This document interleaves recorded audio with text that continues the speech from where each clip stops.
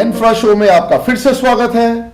और दर्शकों, हम इस एपिसोड में डिस्कस करेंगे देश की ट्रांसमिशन एंड डिस्ट्रीब्यूशन परिस्थिति के बारे में। और मैं आपके साथ हूं professor A G Iyer, editor and publisher of Enertia एवं president Enertia foundation and president renewable energy promotion association. आज हमारे साथ फिर से गेस्ट हैं, बड़े अहम गेस्ट हैं जो हमारे साथ लास्ट एपिसोड में भी थे, हमने पावर जनरेशन डिस्कस किया था। और हमारे साथ जो हैं श्री राजीव श्रीवास्तव, और राजीव श्रीवास्तव साहब एक्स ईडी बीएचएल हैं, और इन्होंने मैंने अब जैसे आपको बताया कि ये पावर सेक्टर के अंदर सबसे अच्छे काम किए वो हस्ती हैं देश के। और उसके अलावा हमारे साथ मूर्ति साहब हैं। मूर्ति साहब ने अपना ट्रांसमिशन, डिस्ट्रीब्यूशन और हाइड्रो सेक्टर में बहुत समय बिताया, टीएनडी में काफ़ी समय बिताया जब ये एस्ट्रॉम के साथ थे। और तीसरा मेरे बाईं ओर मेरे दोस्त हेतल मेहता और गुजरात से आए हैं। हम गुजरात के बारे में काफ़ी बातें इनसे कर रहे हैं कॉन्स्टेंटली प्रोग्राम में, आप लोगों को समझाने के लिए कि गुजरात क्यों उस परिस्थिति में अलग है। तो ये बात अभी भी कंटिन्यू होगी ट्रांसमिशन डिस्ट्रीब्यूशन सेक्टर में। Welcome to all of you sir on this show. तो शुरुआत करते हैं इस बात से कि देश के साथ हमने क्या प्रॉमिस किया और क्या छल हुआ इसके साथ। आपको बताना चाहूंगा कि जब 10 साल पहले जब यूपीए गवर्नमेंट फॉर्म हुई थी तो देश के साथ एक बात हुई थी। एक तो मैंने जब बताया था पावर फॉर ऑल बाय 2012, मतलब हर नागरिक को बिजली देने का वादा किया गया सन 2012 में। लेकिन हर नागरिक छोड़िए, इंश्योर किया गया कि ज्यादा से ज्यादा आदमी लोग, औरत लोग और इस देश के नागरिक बिजली से वंचित हो जाएं। पावर फॉर ऑल बन गया पावरलेसनेस फॉर ऑल सन 2012 में। अब उस नारे को छोड़ दिया गया है। दूसरी परिस्थिति है कि हमने प्रॉमिस किया कि हम 11वीं पंचवर्षीय योजना के अंतर्गत और उसके समर्पण तक हम देश की ट्रांसमिशन एंड डिस्ट्रीब्यूशन लॉसेस को हम 15% के नीचे लाएंगे। ये 11वीं में नहीं हुआ, 12वीं में भी ये नहीं होगा, क्योंकि इस वक्त मेरे ख्याल से अब देश की जो ट्रांसमिशन डिस्ट्रीब्यूशन लॉसेस एवरेज हैं पूरी 29% है। ये सरकार की फिगर है, मैं इसको मानता नहीं हूँ क्योंकि इससे ज़्यादा भी हो सकती है, क्योंकि हमारे हिसाब से आंकड़े 35 तक भी जा सकते हैं, 34-35% तक। लेकिन एक मिनट हम मान लेते हैं कि जो सरकार कह रही है कि सही है। तो ये पिछले 10 साल पहले इनको 15 के नीचे आना था, अभी तक 29 में बैठे हैं सर। गुजरात 15 के नीचे चला गया। गुजरात तो विनर है एनर्शिया अवार्ड्स का, पिछले 6 साल से कंटिन्यूस विनर है। कई मामलों में एक मामला ये भी है कि ट्रांसमिशन डिस्ट्रीब्यूशन लॉस गुजरात में सबसे कम है। इसके बारे में, गुजरात के बारे में हम हेतल से पूछेंगे, लेकिन देश की परिस्थिति के बारे में आपसे पूछना चाहूंगा ये क्या है।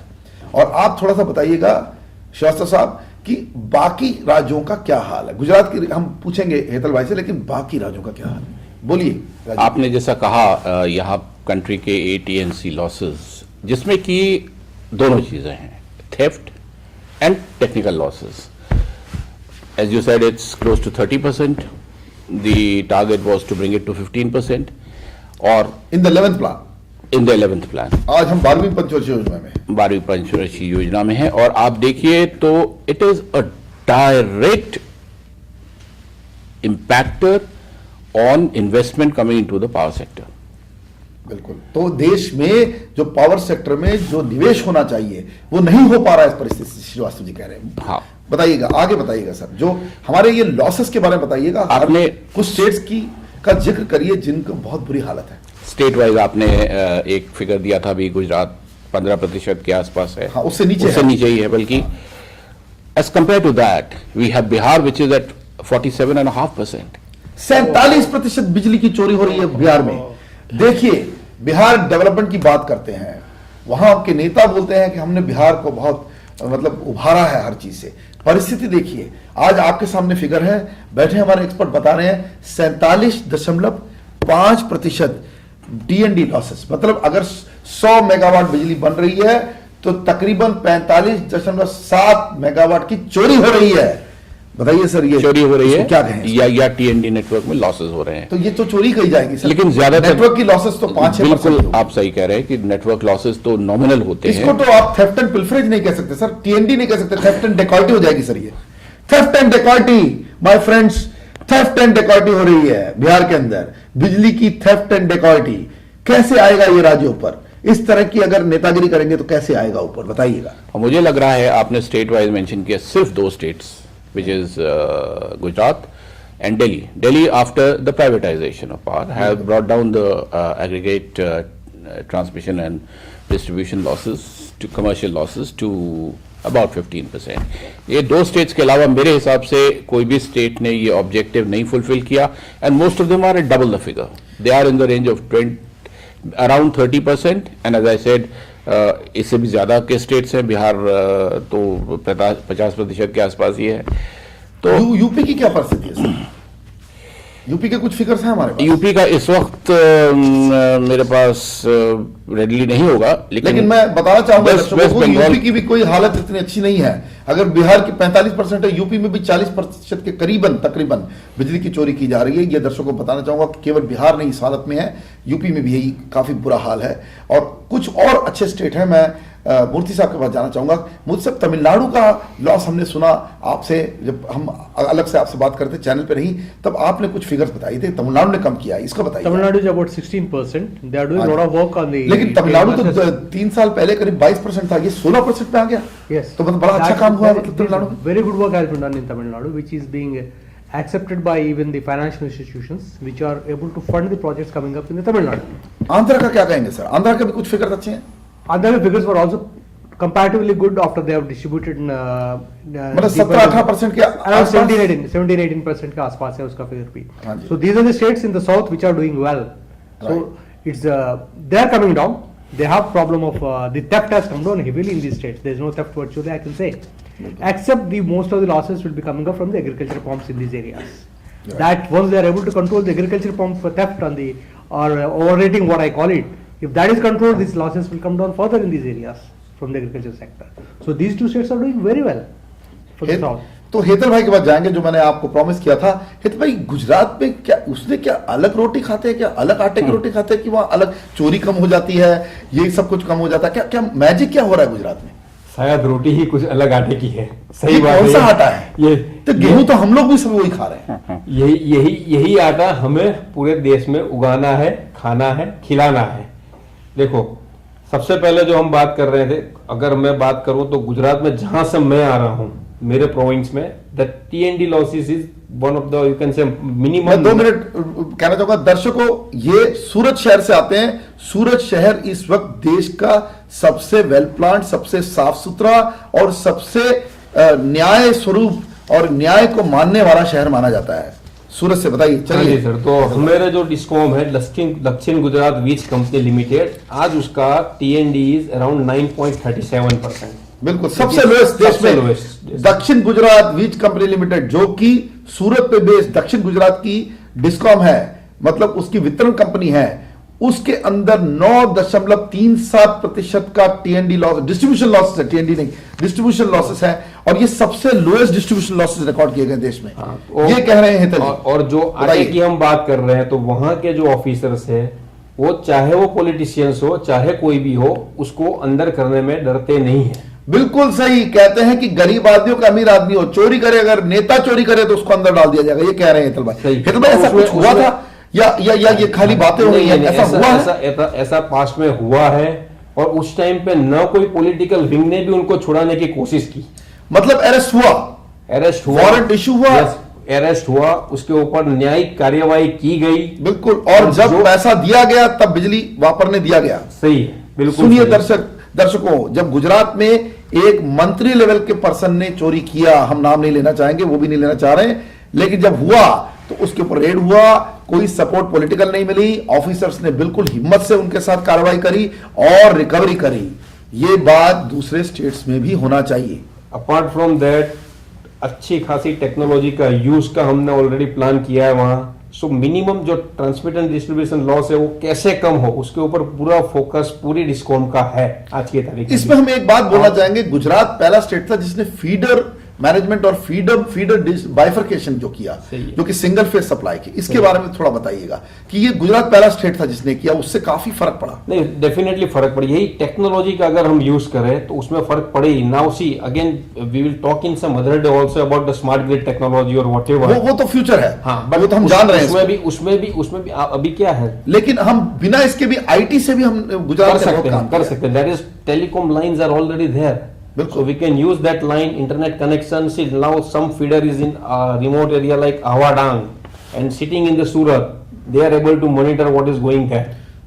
तो मतलब ये सब गुजरात के डिस्कॉम ने इंप्लीमेंट किया, दक्षिण गुजरात ने इंप्लीमेंट किया वो कर रहे हैं। मैं आपको बताना चाहूंगा, दक्षिण गुजरात को 3 बार एनर्शिया अवार्ड मिला है as the best discom of the country. और भारत सरकार ने सन 2013 में एक रिपोर्ट पैदा करी, इस रिपोर्ट का नाम था is first ever report on discoms, जिसको इकरा और केयर ने रेटिंग्स करी।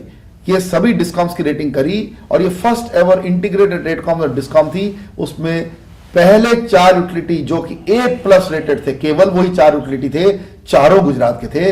वो थे दक्षिण गुजरात, वीज कंपनी लिमिटेड नंबर 1, उसके बाद जो ऑर्डर था उत्तर गुजरात, पश्चिम गुजरात और एवं मध्य गुजरात। मध्य गुजरात ऊपर था, पश्चिम आखिरी में था, लेकिन ये चारों डिस्कॉम 1, 2, 3, 4 पे थे। क्या कहेंगे इसका? सही है। तो ये क्या हो रहा है? लोग जब गुजरात की बातें करते हैं अटैक करने लगते हैं, ये लेकिन केंद्र सरकार का रिपोर्ट है, इसका क्या करें? जो अटैक करते हैं ना, उनको सही मायने में मालूम ही नहीं है क्या हो रहा है। वो वहां आके देखे तो पता चले ये तो क्या चीज रिपोर्ट है। केंद्र सरकार की है सर, ये तो रिपोर्ट हमने नहीं बनाई, ये केंद्र सरकार ने खुद मान लिया। जो इनर्शिया की 4 साल की पोजीशन थी वो केंद्र सरकार को बाद में समझ में आई और उन्होंने रिपोर्ट बनाई, रिपोर्ट में वही मिला जो हमने बोला। सही है। ये कैसे हो गया?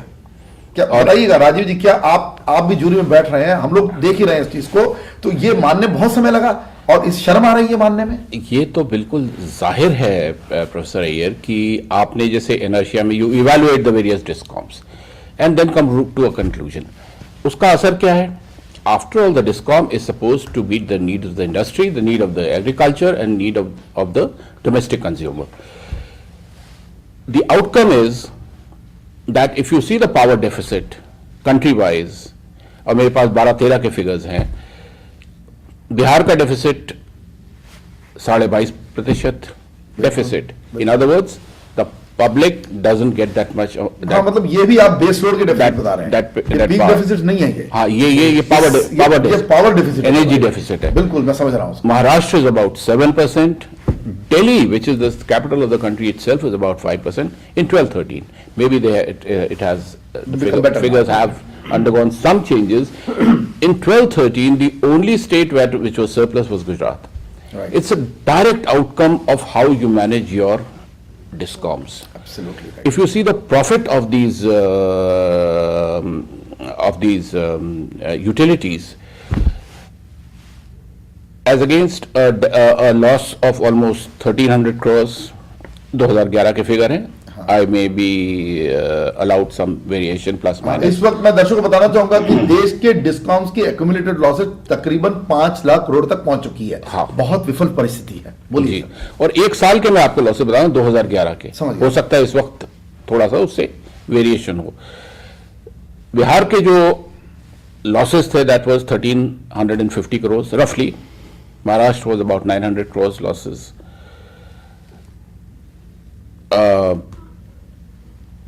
In my list, Gujarat made a profit in that year of nearly 530 crores.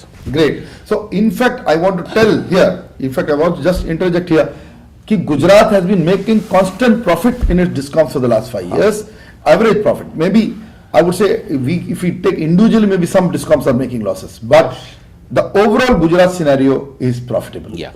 इसका आउटकम ये होता है कि एक तो on one hand the public gets the power that it requires, and the other outcome is when you want to add capacity, then every bank will look at the bank how secure that investment is. If the ultimate buyer of the commodity, which in this case is power, and if the DISCOM is in a precarious condition, it will directly impact the upstream generation addition in that state. And I think the good distribution reforms that Gujarat and which Shetal Bhai explained have resulted in this power surplus situation today in Gujarat. Great. On this note, I want to take a short break. एक छोटा अल्प विराम और आपके साथ फिर हाजिर होंगे ट्रांसमिशन एंड डिस्ट्रीब्यूशन डिस्कशन में एनफ्रा शो में। Professor Iyer here. एक छोटे से अल्प विराम के बाद।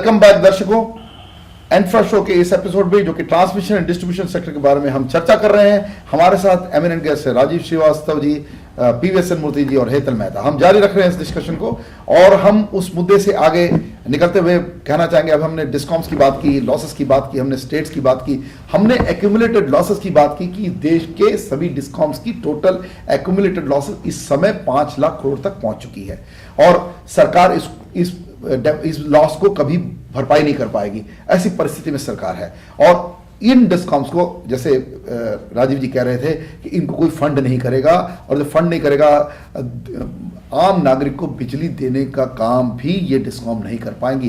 क्या हम बैड टू वर्स जा रहे हैं? क्या ये परिस्थिति बैड टू वर्स है sir?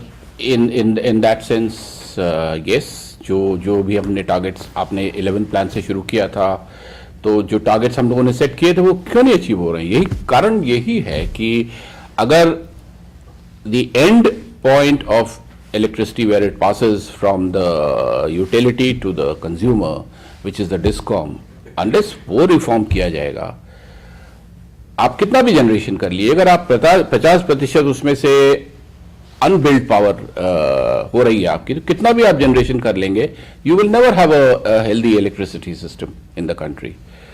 So therefore distribution reforms are paramount for the health of the power sector, right up to generation, be it hydro, be it coal, or be it gas, or be it nuclear.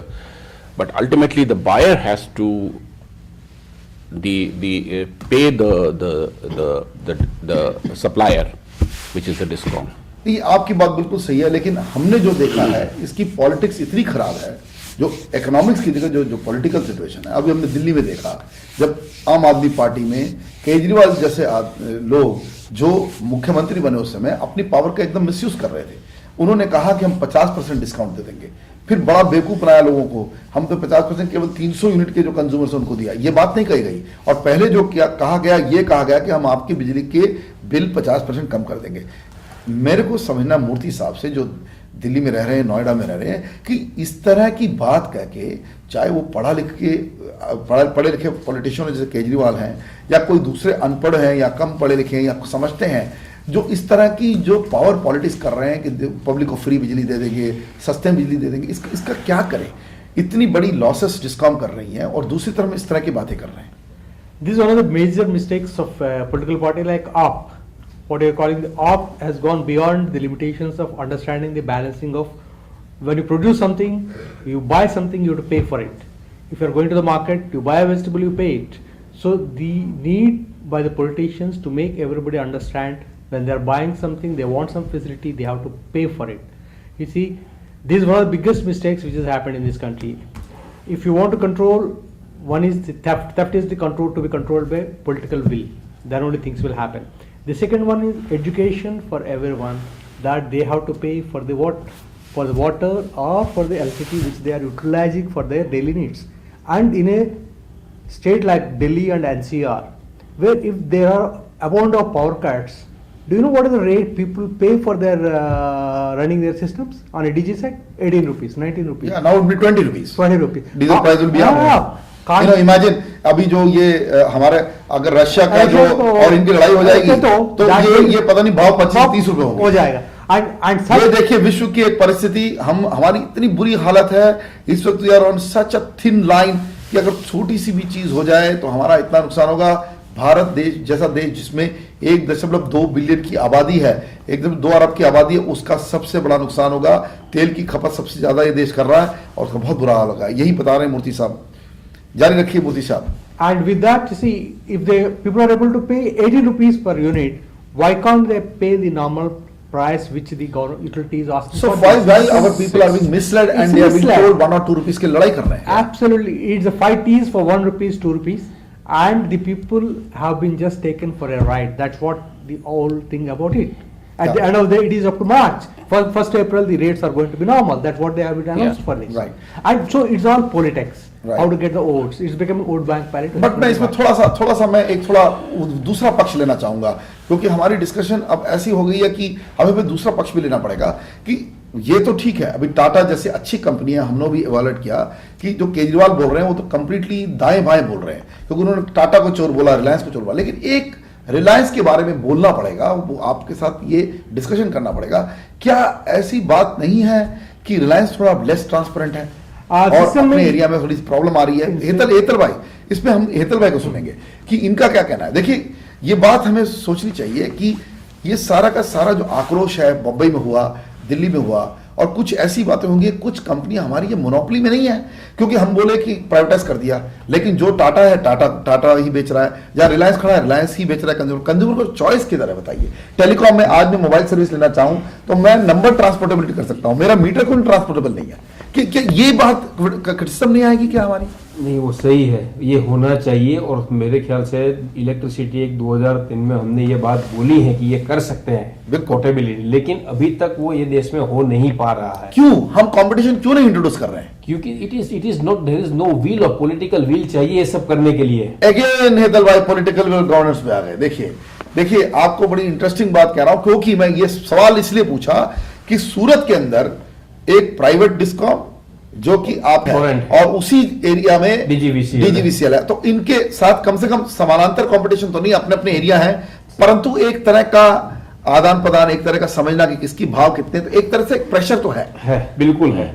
तो बिजली के भाव control में रहते हैं इस तरह के कंपटीशन देख के ही हमें जहां तक पता है तो एक समय पे टोरेंट और डीजीवीसीएल के बीच में बड़ा मतलब आंदोलन, लोक आंदोलन चल रहा था। बिल्कुल, तो उनको देख के ही डीजीवीसीएल के ऑफिसर को भी मोटिवेशन मिला कि नहीं, हमें काम करना चाहिए। मतलब एक तो क्वालिटी स्टैंडर्ड की मेंटेन करे, ग्रिड रिलायबल करे, 24/7 इलेक्ट्रिसिटी दे और भाव को भी बिल्कुल बैलेंस में रखे, तो कंपटीशन इंट्रोड्यूस होगा। मेरे को राजीव जी से पूछना है, राजीव जी आपको नहीं लगता कि हमारी ये बिजली की जो कंपनियां कुछ प्राइवेट सेक्टर की, ये सच मायने में ये भी थोड़ी कल्प्रिट है इसमें, इस तरह के परसेप्शन क्रिएट करने में?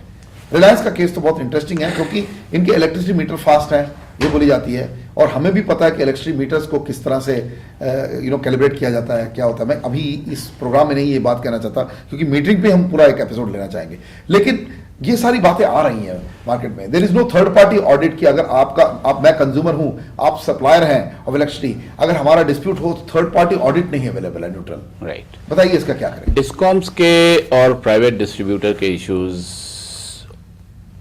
पॉसिबली हैं, लेकिन मैं एक चीज जस्ट ऐड करना चाहता हूं on what mister Murthy said. He said इस पावर डेफिसिट का क्या नतीजा हो रहा है कि आप 18 रुपए से 20 रुपए में एक हाईली पोल्यूटिंग बिल्कुल डीजल से बना हुआ बिजली आप यूज कर रहे हैं। एक point I will add to what he said, it is also causing the spread of inverters. This is very important, spread of inverters. And professor साहब, you must be knowing these inverters typically guzzle 30% of all the energy that it absolutely consumes. Because they are coming in the other period and consuming for a later period. So now imagine it's adding to the 30% greater losses to the system, and the consumer also pays for it. It's a wasteful loss. That is why but उसके बाद option क्या है? while I agree उसके पास देखिए option यही था जो 2003 में जो इन्होंने कहा कि इलेक्ट्रिसिटी एक्ट जब लाया गया था, the idea was to separate the political system from tariffs, right, और उसकी वजह से it was completely brought out of the domain of the governments, of the political bosses, and made into an independent regulator with a independent decision making capability. Now if you do this and either you meddle into the affairs of the regulator or you give it through some other means of subsidy. नहीं sir, लेकिन इसमें sir एक छोटी सी बात मैं थोड़ा सा आपका रोकना चाहूंगा कि ऐसा नहीं है, हमारे रेगुलेटर तो पूरे पॉलिटिकल कंट्रोल में है। आज आप देखिए, अभी तो केंद्र सरकार में भी जो रेगुलेशन आ रही है, रेगुलेटर तो पूरा का पूरा बिना सोचे समझे काम कर रहे हैं। हमारे यहाँ स्टेट रेगुलेटर, अभी मैं आपको बता रहा हूं कि महाराष्ट्र के अंदर ही रेगुलेटर तो आधा टाइम मंत्री उसको कंट्रोल कर रहा है। तो हम कैसे कह सकते हैं कि कंज्यूमर या जो बॉडी होगी या कोई होगा वो कैसे ट्रस्ट करेगा इसको? वो तो समझेगा कि रेगुलेटर तो मिला हुआ है डिस्कॉम के साथ। ऐसी परिस्थिति उत्पन्न हुई है। तो मैं यही आपसे आग्रह कर रहा था कि पॉलिटिकल सिस्टम से जब तक ये सेपरेट नहीं होगा, बिल्कुल political control in appointment of regulators, the tariff, what about the appointments of regulator? It is through political Appointments means. is a very, very big question mark in this country. Because if They you keep appoint- doing it, Yes, आप जो and quasi judicial body के अंदर आप जिसको ला रहे हैं वो political appointee हो, तो मेरे को बताइए कैसे रिफॉर्म्स आएंगे? And I would not disagree with you that most of the regulators are not doing the job at the effectiveness that was anticipated in 2003. But as much as we are to blame the regulator, we are also to blame our political system for what is going on. Now, what does this mean? This means that if you are giving a subsidy, you are either taking it away from some other development Yes. fund, as in Delhi, some 200 odd crores, it has to come out of education or infrastructure or healthcare. Somewhere it has to come out because you only have a finite budget. So in a way, you're robbing Peter to pay Paul. Yes, That's what you're saying. yes, that is the, and secondly, I'll just rewind to what I said just before the break, that as financial institutions, we invariably look at the health of the DISCOM and the political interference to evaluate this risk. It's a very dangerous proposition to be meddling at the political level for reasons which are very evident into the tariff structure of DISCOMs. Definitely, the regulator system has to be made more transparent and more independent. Which was then we say? Yeah. So you know, there are very clear issues like recently what happened is, although we have a very good officer at MERC, we remember that the past officer, VP Raja, who was the regulator, he was at vertical tiff with Ajit Dada Pawar, who was the Deputy Chief Minister of Maharashtra. And we know the kind of spat they had in the public domain, that the minister has gone on to use unparliamentary language to describe the work of Mr. Raja. But Raja did not budge, and later on he was removed. And then when there was no regulator in between, now we hear one of the best officers, Chandra Iyengar, is there. But then it's very clear that her appointment is also mired in controversy. Because even an appointment of good officer is mired in controversy. How do we change such situation? Maharashtra state with the highest capacity. In fact, the Maharashtra's generation company is only second to NTPC, and this is the type of controversy we have in that state in the distribution sector. How do you work in such an environment? The appointments are definitely political. Yes, the appointments are, and some of those rare regulators, as you said, Maharashtra stood up to the political system. The Delhi regulator also initially objected to the 50% cut in tariff, but they were overruled by giving a subsidy. And as I said, that subsidy has no place in our system. We have to provide for subsidy if we want, upfront. Given the fact that and it has to be given upfront. Upfront. No one is giving upfront. That's right. No one is giving upfront. But even if you are giving upfront, it has a very bad cascading effect on the macroeconomy in terms of fiscal deficit, in terms of other core sectors of the economy, and in terms of attracting investment into the power domain. So, दर्शकों, मैं ये कहना चाहूँगा कि हम almost fag end of this program आखिरी में पहुंचे हैं, और मैं अपने तीनों गेस्ट को धन्यवाद देना चाहूँगा उन्होंने कहा, और एंड करना चाहूँगा कि अगर देश की इलेक्ट्रिसिटी सेक्टर को अगर हमें आगे लाना है तो डिस्ट्रीब्यूशन सेक्टर का रिफॉर्म हमें आगे ले जाना है. रिफॉर्म खाली शब्द नहीं होगा, इसको ग्रास रूट पे करना पड़ेगा. 5 लाख करोड़ के लॉसेस नहीं चल सकते, और लॉसेस 15% के नीचे, अगर इस प्लान के आखिरी में अगर 15 के नीचे नहीं आया तो उन डिस्कॉम्स को कोई इंसेंटिव नहीं मिलनी चाहिए. किसी प्रकार से अनबंडलिंग करके इसको लाना पड़ेगा. उसके अलावा कंपटीशन इस सेक्टर में लाना पड़ेगा कि कंज्यूमर के पास जैसे टेलीकॉम में अपने सर्विस की चॉइस हो, वो चॉइस हमें अपने कंज्यूमर के ट्रस्ट को लेने के लिए और उसको अपने साथ लाने के लिए करना पड़ेगा. ट्रांसपेरेंट रहना पड़ेगा. यही सब मुद्दे आपके सामने लाए हैं हम. पहले कभी नहीं आया इस देश में, ये आपको एनफर शो के थ्रू हम लाने के प्रयास कर रहे हैं. और मैं आपसे फिर मिलना चाहूंगा अगले शो में, फिर अपने गेस्ट के साथ. इस समय खुदा हाफिज, bye bye, see you now next.